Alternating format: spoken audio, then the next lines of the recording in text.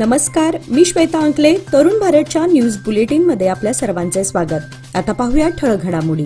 मध्यवर्ती रेल्वे स्थानकासमोर छत्रपती शिवाजी महाराज आणि डॉक्टर बाबासाहेब आंबेडकर यांची शिल्प बसवण्यात यावीत यासाठी रेल्वे प्रशासनाला अल्टिमेटम देण्यात आला होता. परंतु याकडे दुर्लक्ष केल्याने आज पुन्हा कर्नाटक दलित संघर्ष समितीच्या वतीने रेल्वे स्थानकाला घेराव घालून आंदोलन छेडण्यात आले. कर्नाटक दलित संघर्ष समिती नेते रमाकांत कोंडुचकर आदींच्या नेतृत्वाखाली छेडण्यात आलेल्या आंदोलनात शिल्पे कायमस्वरूपी प्रस्थापित करण्यात यावीत अशी मागणी करण्यात आली. आंदोलनामध्ये श्रीराम सेना हिंदुस्थानचे अध्यक्ष रमाकांत कोंडुचकर यांचाही सहभाग आणि पाठिंबा होता. रेल्वे प्रशासन भीमराय आणि शिवरायांच्या बाबतीत उदासीन का असा सवाल उपस्थित करत जोरदार घोषणाबाजी करून निषेध नोंदवण्यात आला. या आंदोलनात दलित संघर्ष समिती आणि श्रीराम सेना हिंदुस्थानचे पदाधिकारी कार्यकर्ते मोठ्या संख्येने सहभागी झाले होते. कोलकात्यामध्ये घडलेल्या घटनेने संपूर्ण देश हादरला. सरकारी रुग्णालयातील निवासी डॉक्टरची बलात्कार करून हत्या केल्याची संतापजनक घटना कोलकातामध्ये घडली आहे. या घटनेच्या निषेधार्थ बेळगावातील सर्व वैद्यकीय महाविद्यालयातील निवासी डॉक्टर काल मंगळवारपासून कोणतेही नियमित काम करणार नसल्याचे स्पष्ट करून आज बिम्स डॉक्टरांच्या वतीने शन्नमा सर्कल येथे साखळी मोर्चा करून निषेध करण्यात आला. या प्रकरणाची सखोल चौकशी करून संबंधितांवर कठोर कारवाई करण्याची मागणी करण्यात आली. बेळगाव महानगरपालिकेच्या वतीने हर घर तिरंगा रॅलीचे आयोजन करण्यात आले होते. या रॅलीमध्ये सर्व शाळेच्या विद्यार्थ्यांनी सहभाग घेतला होता. किल्ला तलाव येथून रॅलीला सुरुवात करून चन्नमा सर्कल येथे रॅलीची सांगता करण्यात आली. भारत माता की जय, वंदे मातरम, हर घर तिरंगा अशा घोषणा देत हातामध्ये तिरंगा घेऊन जनजागृती करण्यात आली. या रॅलीचे उद्घाटन बेळगाव महानगरपालिकेचे आयुक्त अशोक दुडगुंटी यांच्या हस्ते करण्यात आले. यावेळी महापौर सविता कांबळे, उपमहापौर आनंद चव्हाण, महानगरपालिकेचे अधिकारी व कर्मचारी मोठ्या संख्येने उपस्थित होते.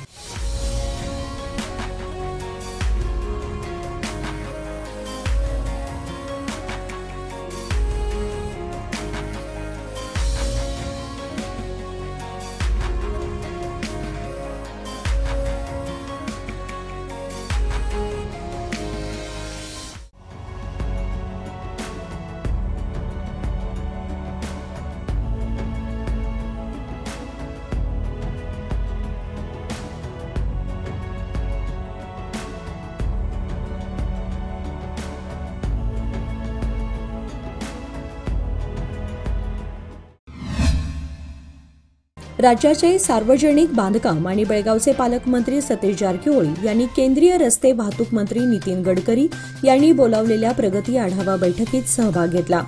कर्नाटकातील निर्माणाधीन असलेल्या 70 राष्ट्रीय महामार्ग प्रकल्पांची प्रगती आढावा बैठक नवी दिल्लीमध्ये पार पडली. या बैठकीत सतीश जारकिहोळी यांनी सहभाग घेऊन संपूर्ण कामावर सविस्तर चर्चा केली. या बैठकीत केंद्रीय मंत्री प्रल्हाद जोशी, मंत्री अजय तुंगता, रेल्वे राज्यमंत्री व्ही सोमन्ना, राज्याचे समाज कल्याण मंत्री एच.सी. महादेवप्पा यांच्यासह विविध खात्याचे अधिकारी उपस्थित होते. बेळगाव ग्रामीण भागामध्ये अनेक ठिकाणी खड्ड्यात रस्ते की रस्त्यावर खड्डे सांगणं कठीण काम झालं आहे. बेळगाव तालुक्यातील बाकणूर बेळवट्टी फाट्यापर्यंतच्या 7 ते 8 किलोमीटर रस्त्याचं काम वर्षानुवर्ष प्रलंबित आहे. अनेक वेळा मागणी करून देखील अद्याप रस्त्याच्या कामाला सुरुवात झाली नाही. त्यामुळे रस्ता पूर्ण उखडला असून रस्त्यावर खड्ड्यांचं आणि चिखलांचं साम्राज्य पसरलं आहे. प्रशासन आणि लोकप्रतिनिधींनी जाणीवपूर्वक दुर्लक्ष करत असल्याने नागरिकांना जीव मुठीमध्ये घेऊन ये-जा करावी लागत आहे. त्यामुळे संतप्त नागरिकांनी आज बुधवारी रस्त्यांवरील खड्ड्यांमध्ये जंगली झाडे लावून लाक्षणिक उपोषण केले. यावेळी भाजप ग्रामीण मंडळाचे अध्यक्ष धनंजय जाधव यांनी नागरिकांच्या होणाऱ्या त्रासाला वैतागून प्रशासनाचा निषेध व्यक्त केला. बेळगाव शहर व उपनगरात जवळपास 400हून अधिक सार्वजनिक गणेशोत्सव मंडळ असून शहापूर विभागामध्ये 100 पेक्षा अधिक सार्वजनिक गणेश मंडळ आहेत. या सर्व गणेशोत्सव मंडळांना सरसकट 5 वर्षे मंडप उभारणीची परवानगी देण्यात यावी अशी मागणी शहापूर विभाग गणेश महामंडळाच्या पदाधिकाऱ्यांनी जिल्हाधिकारी मोहम्मद रोशन यांच्याकडे निवेदनाद्वारे केली आहे. सदर भेटीप्रसंगी पदाधिकाऱ्यांनी दरवर्षी श्री गणेशोत्सवादरम्यान उपस्थित होणाऱ्या समस्यांची माहिती जिल्हाधिकाऱ्यांना दिली. यावेळी दरवर्षीप्रमाणे श्री विसर्जन मिरवणुकीस अडथळा ठरणारे रस्त्यांवरील खड्डे बुजवणे, रस्त्यावर खाली लोंबकळणाऱ्या विजेच्या तारा वर ओढणे, रस्त्यामध्ये आडव्या येणाऱ्या झाडांच्या फांद्या हटवणे आदी मागण्या जिल्हाधिकाऱ्यांकडे करण्यात आल्या.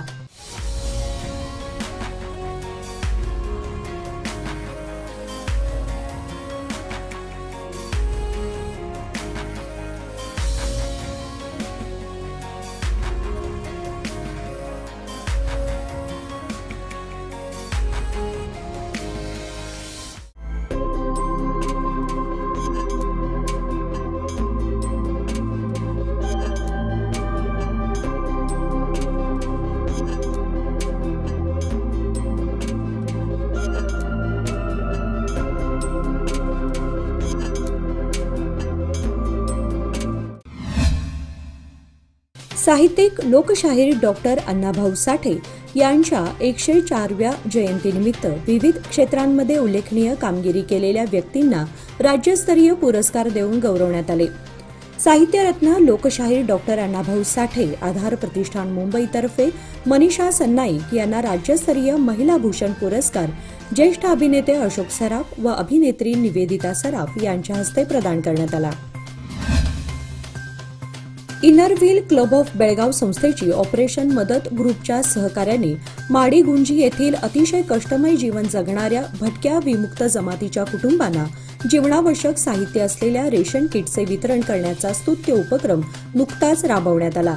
यावेळी इनर व्हील क्लबच्या प्रेसिडेंट मेधा शहा, सदस्य प्रियांका शहा व सपना कासगर तसेच ऑपरेशन मदत ग्रुपचे महेश हेब्बाळकर, बाळासाहेब चापगावकर, नौशाद व राहुल पाटील यांच्या हस्ते वितरण करण्यात आले. कर्नाटक सरकारने बुधवारी एक मोठा निर्णय घेताना स्टेट बँक ऑफ इंडिया आणि पंजाब नॅशनल बँकेसोबतच्या सर्व व्यवहारांना तत्काळ प्रभावाने स्थगिती देण्याचा निर्णय घेतला आहे. या संदर्भातील आदेश प्रसिद्ध करण्यात आले आहेत. राज्याचे मुख्यमंत्री सिद्धरामय्या, सरकारमधील वित्त विभागाचे सचिव जाफर यांच्याकडून हा आदेश दोन्ही बँकांमध्ये जमा असलेल्या सरकारी पैशांच्या निधीचा दुरुपयोग होत असल्याचं वृत्त आल्यापासून केला जात आहे. याबाबत सरकारने सांगितले की पैशाच्या कथित गैरवापराबद्दल वारंवार ताकीद दिल्यानंतरही एसबीआय आणि पीएनबी यांनी त्यांच्याकडून कुठलंही पाऊल उचललं नाही. त्यामुळे हा निर्णय घेण्यात आला आहे.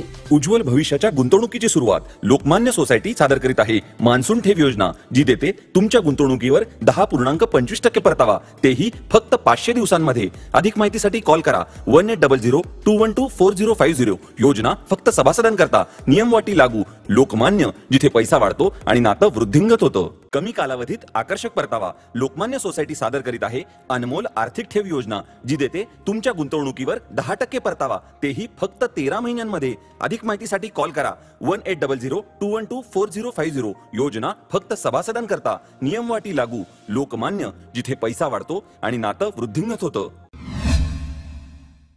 मजदूर नवनिर्माण संघाच्या व जागृती महिला वक्कुट संघटनेच्या वतीने हुक्केरी तालुक्यातील दड्डी जवळच्या गुडगनट्टी आणि आळदाळ गावातील सरकारी प्राथमिक शाळेतील विद्यार्थ्यांसह ज्येष्ठ सामाजिक कार्यकर्ते डॉक्टर शिवाजी कागणीकर व डॉक्टर गोपाळ दाभडे यांच्या नेतृत्वाखाली पदयात्रा काढण्यात आली.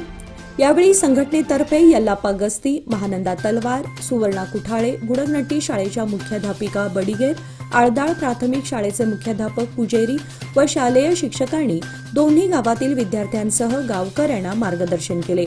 खेडोपाड्यातील सरकारी प्राथमिक शाळेतील गरीब व मागासवर्गीय विद्यार्थ्यांना दरवर्षी शैक्षणिक शिष्यवृत्ती, आरोग्य सुविधा, क्रीडा साहित्य तसेच योग्य पोषणयुक्त दैनंदिन माध्यान्ह आहार वेळेत योग्यरित्या पुरवला गेला पाहिजे असे नमूद करण्यात आले. प्रमुख वर्दळीचे ठिकाण असणाऱ्या चन्नमा सर्कल येथील वेलकम पान शॉपीमध्ये अज्ञात चोरट्यांनी 22,000च्या रोकडसह सुमारे 50,000 रुपयांचा ऐवज लांबवला. ही घटना मंगळवारी मध्यरात्री घडली असून बुधवारी सकाळी ही घटना निदर्शनास आली.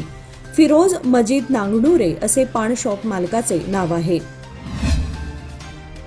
नंजिनकोडल दोड्डेबैल रस्त्यावर असलेल्या नाल्यावरील पुलाला मधोमध मोठी भगदाड पडल्याने हा रस्ता वाहतुकीसाठी पूर्णपणे बंद करण्यात आला आहे.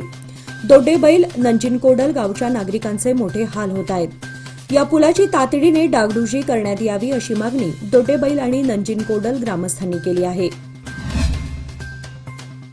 याचबरोबर आजचे बातमीपत्र इथे संपले.